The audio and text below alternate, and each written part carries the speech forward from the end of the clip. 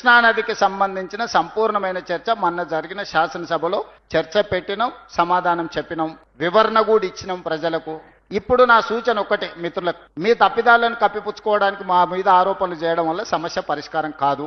మీరు తప్పు చేసిందా చేయలేదా అనేది ప్రజలు గుర్తించిండ్రు, ప్రజలు శిక్షించిండ్రు. దాంతోనైనా మీలో మార్పు వస్తుందని, పరివర్తన వస్తుందని మేము ఆశించినాం. ఆ దిశగా మీ మాటలు కనిపించడం లేదు.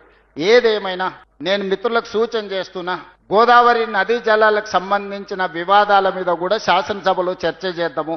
ముఖాముఖి కూర్చొని మీ అనుభవం 5 సంవత్సరాలు హరీష్ రావు గారు, 5 సంవత్సరాలు చంద్రశేఖరరావు గారు సాగునీటి పారుదల శాఖ మంత్రులుగా పనిచేశారు. 10 సంవత్సరాలు వాళ్ళిద్దరే ఈ శాఖను నిర్వహించారు.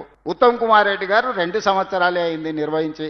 10 సంవత్సరాల మీ అనుభవంతో మీరు సాధించిన విజయాలేంది, మీరు మాకు అప్పజెప్పిన వారసత్వం ఏంది, మాకు అప్పజెప్పిన వారసత్వంలో మేము పాల్పడిన తప్పిదాలేంటివి, మీరు 10 సంవత్సరాల అనుభవంతో మాకు సూచన చేయండి.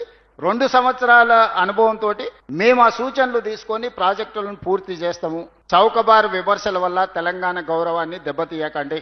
ఈ ప్రభుత్వానికి ఎలాంటి భేషజాలు లేవు. ప్రతిపక్షం సూచన చేస్తే ఆ సూచనలని నిజంగా అందులో ఏమైనా విషయం ఉంటే వాటిని స్వీకరిస్తాము. మేము చేస్తున్న పనులలో ఇంకా కొంచెం మెరుగ్గా చేయడానికి మీరు ఏం సలహా చెప్తారో చెప్పండి.